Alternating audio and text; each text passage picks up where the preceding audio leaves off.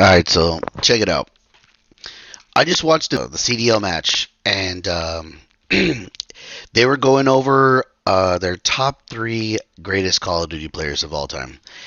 And I heard Ali and Nameless on the desk, the analysts, say that Simp was their pick as the number one greatest Call of Duty player of all time. And I thought that was pretty disrespectful and also a little controversial. Okay, so you know what? Hey, they're you know entitled to their opinion. I don't know what it's based on, but I decided, you know what? I'm gonna make a tier list too.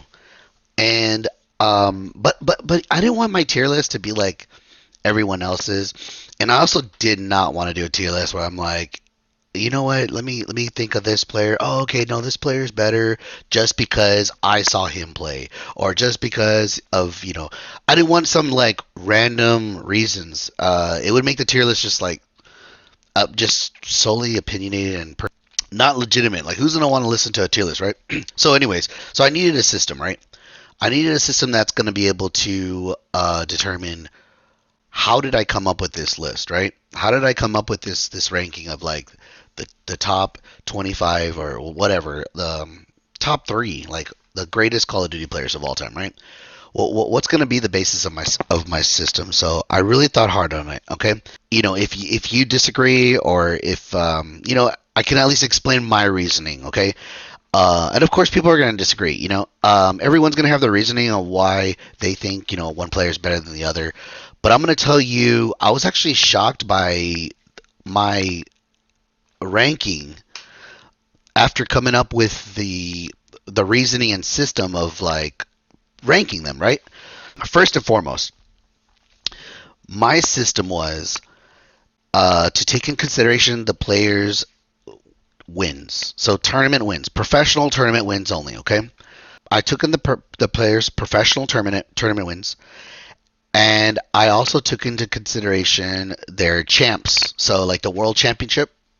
If they won a world championship, it's obviously going to be a tournament win. But I wanted to also include how important that is, because it's extremely important within the professional and competitive community. So I wanted to also count champs as like a separate point.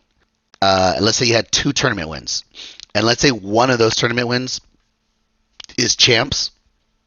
Then I'm going to give you 3 points. Okay, 3 points for having two tournament wins and one of them being champs. Okay, but another factor that I wanted to include in this is MVPs. Now, it's kind of shocking that no one ever talks about MVPs. Everyone always talks about, oh my God, Crim6 has 37 wins like in his career. That's unbelievable, untouchable. Like, no one's gonna touch that. I have a lot to say on that, but let's just talk about the fact that no one's talking about MVPs. So I find it shocking because let's say you're one of the four. Let's say your team wins a tournament, okay? And let's say you popped off and you won MVP of the whole tournament, okay? I feel like you should get more. You should get more prestige as a player within the league, especially like, let's say like you're the best in that game. Like, you should definitely get more prestige and more recognition for that. I mean, that's what MVPs are for, right? So I mean, we're not just handing out MVPs just because, hey, you know what, you happen to be the best player. Here's some extra money. Here's a trophy. Like, it should be like, it should count towards this. Like, it should count towards your legacy of being the best, greatest player of all time. So this is my system. Okay, tournament wins, MVPs, and champs wins. Essentially rings. So if you hear the word term rings, champs, they're the same thing. So the other criteria that I also like implemented into the system is MVP should be worth more than just wins, and I'd even say I would say, if not equal to, I would say equal to a champs win. So what I did was I took your tournament wins, like I did earlier. The example: two tournament wins, one of them is champs. Then that's 3. So I gave an extra point for the champs. And then if you had like 3 MVPs that year, then you get another 3 points. So that's 2, 1, 3. That's 6. So that's the point system I have. I know some of y'all are gonna be like I don't know why are you doing a point system. I had to find some structure so I didn't find myself biased. I felt like within if a player's playing a professional tournament with with the rest of the league, and we'll get back to the whole league and world league and all that, but and the Crim Six wins and all that I was talking about earlier. But if a player has won an MVP, I mean that should count like as something for prestige. And if a player has a ring or one champs, that should count as well. So that's why I have my system. And also, I didn't want to be biased. Like I want to be fair because everyone's going to be biased, right? Because some people grew up watching Scump. Some people grew up watching Simp. Some people are watching Hydra right now, and we'll get to that too. But some people are watching Hydra right now. They're like, dude, the guy's gross. He's got to be the greatest Call of Duty player of all time. I wanted to like pump the brakes on that and just make sure there's no recency bias, um, no opinions on like personal experience and stuff like that. Um, and the whole argument of like today's talent and skill supersedes the pioneers or the first gen or second gen Call of Duty players. Like there's no way that Crim Six or Big Timer. There's no way these guys can even keep up with like Scrap and Hydra. Like I get that whole argument, and I want to just clear the slate on that. I do not agree with that, so that's why my tier list is the way it is. And I feel like that whole that debate with Alley Cat and Nameless was so controversial because it was like it kind of fed into that recency bias that I was talking about earlier. People are so quick to forget the milestones, the achievements, and the dominance that some of these players had, like Scump. So I pulled up a whole bunch of stats, a whole bunch of references, a whole bunch of sources. None of these are my opinions. These are facts. These are going to be a point system, and I gathered that, and I formed a list, a ranking, and that's the list I'm sticking to, and I actually like it. It was shocking, some of the answers, but I mean, I feel like it has legitimacy to like what I believe is important to measuring the legacy of a Call of Duty player. But that was basically intro to my video on the top 25 greatest Call of Duty players of all time, and why I came up with this video and why I feel like it is it's so relevant to do. Also, it'd be fun to do. Let's just get right into it, okay? Number one on my list is hands down. I know there's debate on how you determine the weight of tournament wins, MVPs, champs rings, tournament earnings, stuff like that. Number one is definitely Crim Six. Okay, so I have Crim Six having 37 tournament wins in his career, which is like almost like, I want to say it's more than 10 years or something like that, close to that. Don't quote me on that, but he has 7 MVPs and he has 3 champs rings with Complexity, Optic, and Dallas Empire. So I have him with 47 points topping and the leaderboard or the ranking, and he's number one on my list, the greatest Call of Duty player of all time, Crim Six. Number two on my list is Scump. I have Scump at 30 tournament wins, 10 MVPs, which is just ridiculous, and 1 champs ring. Okay, so the reason why I have Crim Six higher than Scump, although Scump has 10 tournament wins, is because when you add it all up, 37, 7, and 3 champs rings, it really does. His tournament winnings and his rings, they are proof with the point system. And I guess to even like go on to that, like I know people are gonna want to know like my reasoning behind 1, 2, and 3, but to further elaborate is he's had 37 tournament wins with 3 different, like 3 or more different teams. Scump has played with like, I want to say like 1 to 2 to 3 different teams, but most of his tournament wins are with Optic. So the fact that Crim Six was able to find success on two dynasties, complexity and optic, just goes to show that you can put Krim. He's an important, vital key piece into a team structure that you can't really like say that same for Scump because he is a Slayer, but he just wasn't. He didn't bring that many wins and rings to the team. The number three person I have on my list. So we got Crimson Scump, and number three is Formal. I know people are gonna say, "What the heck? Like Formal? Like not Karma, not Clayster?" Yeah, Formal's number three, and I'm actually shocked too. As a fan, and here's my opinion, biased opinion, I've been such a huge fan of Karma back in the day, and a huge fan of Clayster too. Their personalities and their roles on the team, mainly Glacier's personality and Karma's role, they really kind of like I can relate to them, and they're so likable, and I think that's why I'm a huge fan of them. However, once again, I'm trying to keep opinions out, and I'm just trying to follow this structure. I've got Karma. I'm sorry, I got Formal at 23 tournament wins and 10 MVPs. I couldn't believe that either. So yeah, if you want to look that stat up too, 10 MVPs and one champs ring, of course.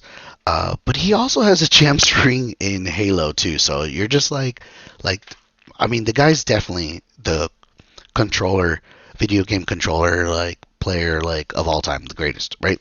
So he's definitely the GOAT. But the fact that he's also like number three on the list of Call of Duty just goes to show, like, wow, this guy's dominant, right? It's really close, but like I said, I value the MVPs, right?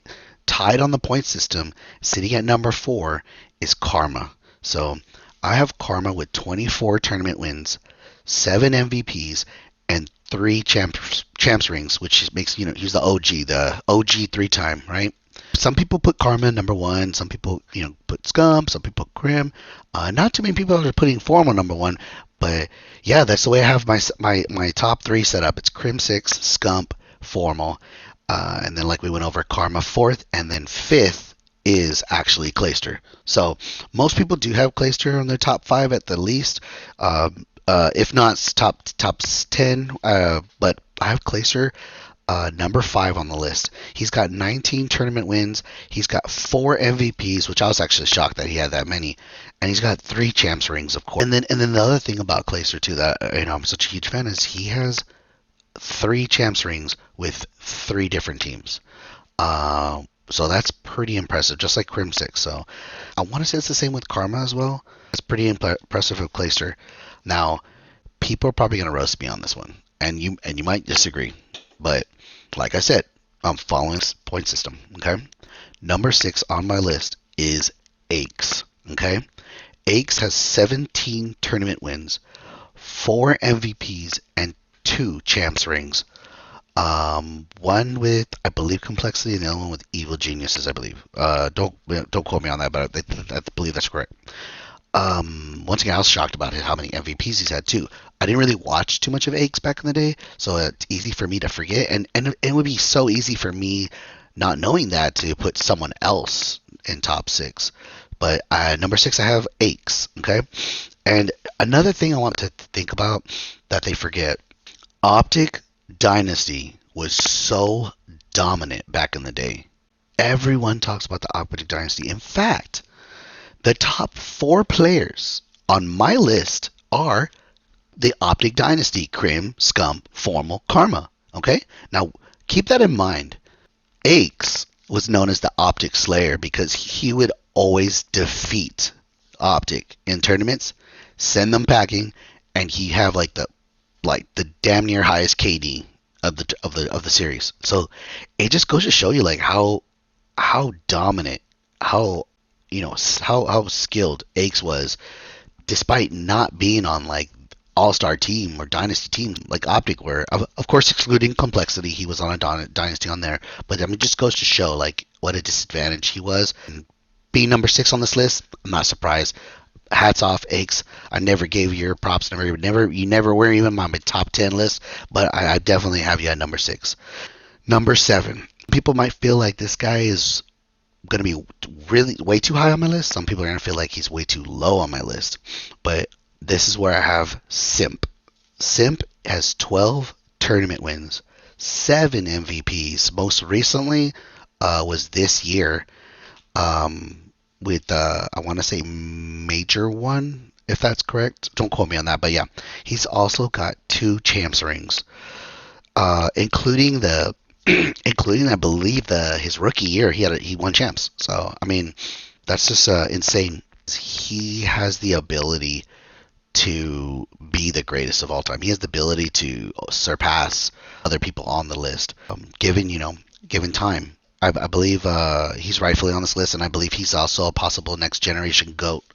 Number 8 on my list is Teep. Okay, he has 16 tournament wins, 2 MVPs, and 1 champs ring. Teep is another player that I could honestly say I didn't really watch. I could not tell you I seen a single game of his. I kind of follow Call of Duty a little bit late. I want to say the BO3 era. I feel like he is underrated because he wasn't on my list. The fact that he doesn't just have wins, which people will be like, oh, he just has a bunch of wins because there's a bunch of tournaments back then.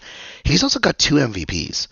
I mean, keep in mind, there's players that I'm about to list that you're gonna be like, they only have 1 MVP or 2 MVPs. Like that's crazy. Like I did not know that. And so that's why he's so high on my list. And that's also a reminder of like why not to be so biased and on just what you've experienced, because you'd be surprised with the number show. Number 9 on my list is Octane. Okay, the human turret has 10 tournament wins, 5 MVPs. That's right, 5 MVPs. He's also has 1 champs ring. In fact, he earned his champs ring and then boom, he retired. So that just goes to show you, like, he retired in his prime. Some people say, kind of like Karma, he lost a little bit of the competitive itch. So I mean, the skills there, game knowledge is there, communication's there, but he just kind of lost the passion. So some of it's not ability, some of it's just sometimes some of it's passion too. Scump is another huge example of that. Scump retired when he was still looking nice, man. If you look at his KD and he moved around the map, his movement, I mean, if you watch him now, he's still frying in like rank play. So like, these are players that definitely they lost the passion, but they didn't lose the skill. Number 10 on my list is aBeZy. Now so many people put Simp and aBeZy like neck to neck. Don't get me wrong, I was one of those people until I did this system. Okay, aBeZy has 12 tournament wins, 2 MVPs, and 2 champs rings. He has the same number of tournament wins and champs rings as Simp. However, he only has 2 MVPs and Simp has 7. I have to give more weight to Simp than aBeZy because of that. And knowing the system that I've implemented, now I feel like I can confidently do that. And I would say this is an interesting fact, just regarding the system that I have. If Octane had not won champs in his final year, aBeZy would be ahead of Octane on my list. Number 11 on my list, Kenny, is actually someone who's been pretty controversial lately, and I feel like he's kind of another reason why I wanted to do this tier list. Kenny has 10 tournament wins, 3 MVPs, and 2 champs rings. And I just want to also mention, like, I didn't put this in my system, but just so people have like some perspective, Kenny's gotten second twice at champs. And so those don't count. But I mean, I just want to show like how dominant he is. And same thing with Simp and aBeZy and Celium. Those guys are like silver surfers too. There's tons of second places, at tournaments. But I just one more thing I wanted to add, but it had no weight in the system. I mean, I just feel like people forget. You see how much of an impact players made and make. Optic were without a champs ring for years. They brought in Kenny. They won champs. I mean, I think I could just leave it at that, right? Number 12 on my list, going back to what I just said, perfect segue, Celium. Celium has 10 tournament wins, 2 MVPs, and 1 champs ring. I believe this year he passed up who I have on my list is number 13, which is pretty interesting because I just find it. I don't know. It could be either controversial or it could be either underrated or overrated that Celium is number 12. I feel like it's justified. And he barely just edges over number 13 on my list, which is Merc. So some of y'all might be like, who the hell is Merc?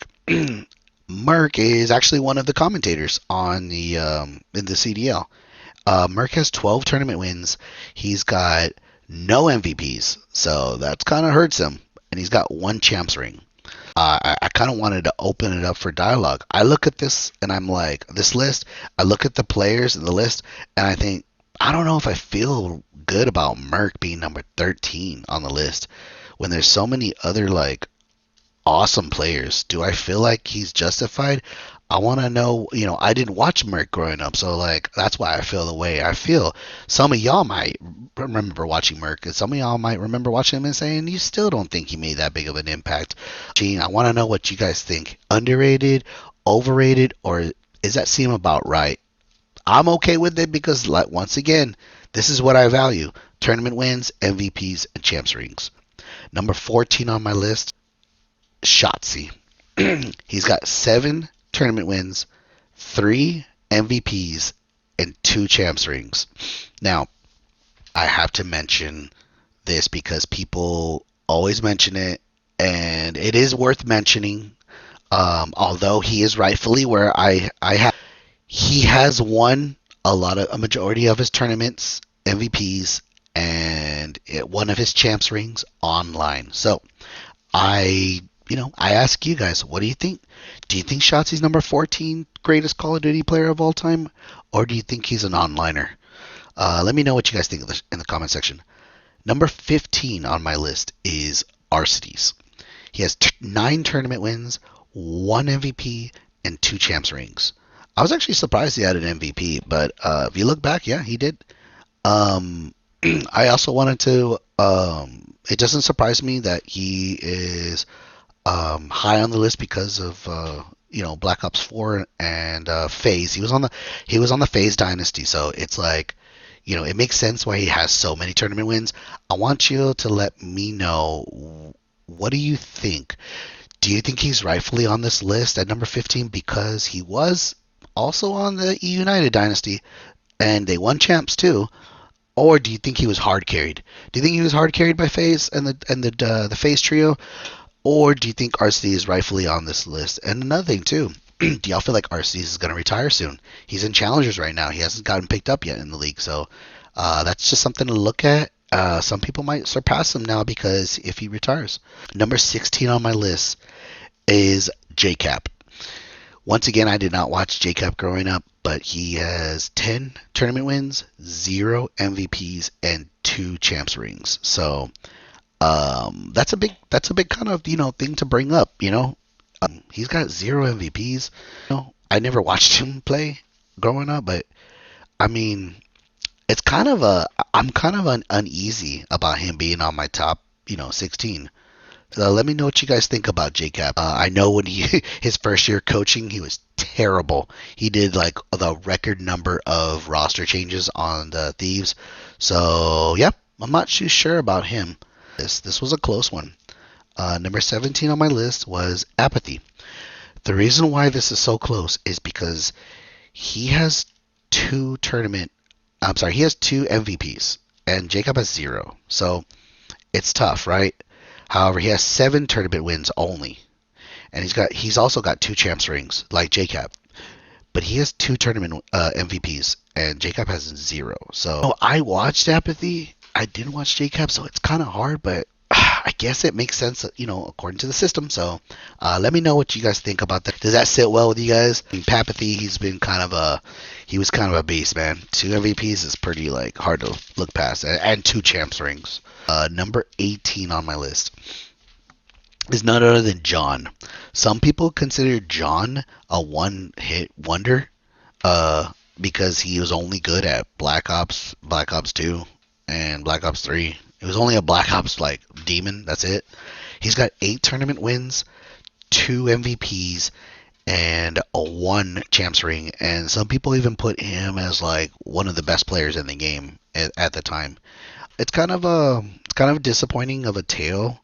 If you guys know John, that he made a comeback in a Treyarch game. It was, I believe it was Cold War, I believe, and he did not do well. He did terrible. So it was kind of a little bit like, a little disappointing. I think he's still playing too to this day. So that's pretty interesting. That's pretty cool. Speaking of somebody else who's playing for a very, very, very long time, number 19 on my list, Parasite. I actually met Parasite at an event, and then we actually he got to talk to me and my wife. He's actually a really cool guy. So Parasite's a beast still, man. He still plays competitively. Used to coach or still coaches a challengers team. I'm not sure which one. And I know he doesn't play like in challengers, but he's still like he's still got it. He's got 9 tournament wins, 1 MVP, and 1 champs ring. Number 20 on my list is Slasher. This one was really close between these three: Parasite, Slasher, and the next guy. Slasher is 9 tournament wins, 1 MVP, 1 champs ring. I was actually surprised he only has 1 champs ring, but that's true. He only has 1 champs ring. He's still playing, and I believe he is the oldest player in the league, or he's the second oldest. He's one of those two. Because he's still playing, he's still active. He has I mean, he definitely has the capability, especially with the team that he's on right now, the Ravens. He has the capability of winning a tournament. So he has the capability of surpassing the players on the list. Very close to him is very controversial. This is probably the most controversial player on my list, and there's a reason why, and I'm going to get to that. Big Timer. Big Timer's number 21 on my list. Did I watch Big Timer? Absolutely not. I mean, this predates like pre Black Ops 2. This is like we're talking MW4, MW2, World at War, MW3. But he's got 9 tournament wins. He's got 2 champs rings in CoD 4 and I want to say MW2 or 3, one of those. But anyways, he has 0 MVPs, and the reason why he has 0 MVPs is because they weren't giving out MVPs back then. So that's why he's kind of controversial on my list, because it's kind of unfair. Like it kind of sucks that he doesn't have anything else to add to the weight of his prestige and his impact. But I mean, I had to follow the system, and that's where he's at. Some people put Big Timer, like, you gotta put Big Timer top 15, like he's an OG, he's a pioneer. Some people put him higher because he was a pioneer, and he's one of the first to, I want to say, champs winners, and so it's kind of hard. Number 22 on my list. So number 22 on my list is without a doubt a controversial player too on my list, because he's the first player on my list that has 0 champs rings, and I'm talking about Zuma. Zuma has 7 tournament wins, 3 MVPs, which is pretty impressive, and unfortunately he has no champs rings. I think that sucks. I know he had an injury, and here's another crazy thing, by the way. He had an MVP the last year he competed, and then retired from an injury. I believe Methods, Octane, and I'm sure there's someone else, but Zuma, they all retired when they had won an MVP that year. He might have had more in him, we don't know, but despite having no champs rings, I have him number 22 on my list. Number 23 on my list is also another player that has no champs rings, and he has 4 MVPs, which is crazy. 6 tournament wins. Gunless. He blew up back in the day, World War II, Black Ops 4. He blew up, and it's just like, I just don't know what happened. Like he really didn't perform in the following Call of Duties. Like he didn't perform as well, and I feel like he's currently on Challengers. He got benched again. He's been benched like so many times. He's been benched for like personal reasons too. Like people have a hard time getting along with him. People say that Gunless is a bit of a kill whore, so he's just playing for kills, playing for stats. I don't know. Let me know what you guys think about him, but he's an interesting person on my list at 23, Gunless. Number 24 on my list was another hard one because I didn't watch him really much, but Enable. He's got 9 tournament wins. He's got 1 MVP, and he's got 0 champs rings, of course, again. So it's just interesting that people. I have people on my list that have never won champs. I don't know how I feel about that, but I mean, I'm following this. I'm sticking with the system. I like it. Um, it's not biased. So a funny thing is, I wrote down a little note: enable no champs, no thumb. Because if y'all don't know, enable being on my list makes kind of some sense. Because if you didn't know, enable has only one thumb. Got a little nub.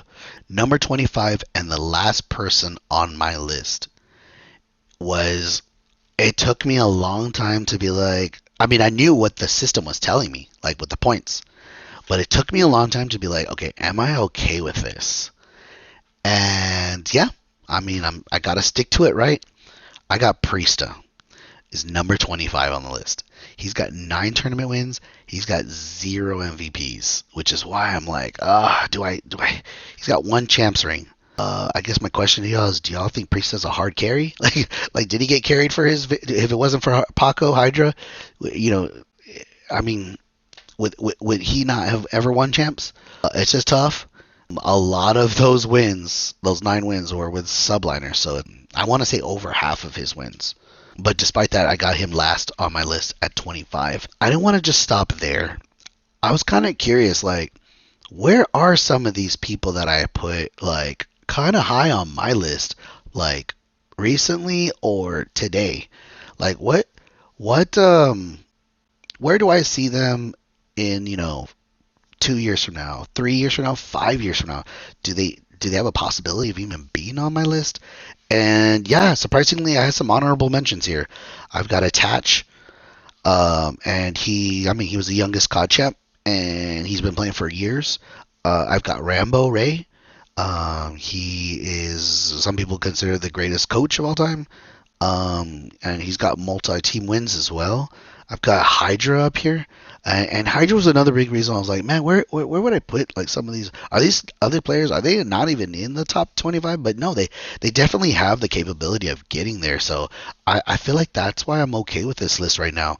Some of these players are so young and their careers are just starting that, like, I feel like we can get there, with them, and it could justify them being like top 25, top 15, top 10 one day. I got Dashy up here.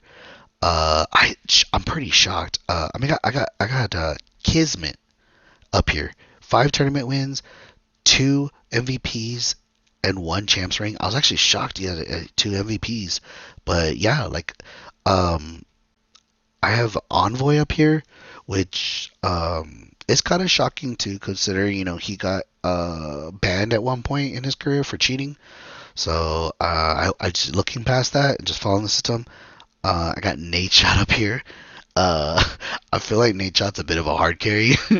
I feel like he got carried by Scumpy and by his other teammates, but he is well known for his OBJ play, and I feel like that does play some role. But he's got 8 tournament wins. Hook is the last honorable mention on my list. He's only got 1 champs ring, and some people say he's all brain. I'm sorry, all aim, no brain.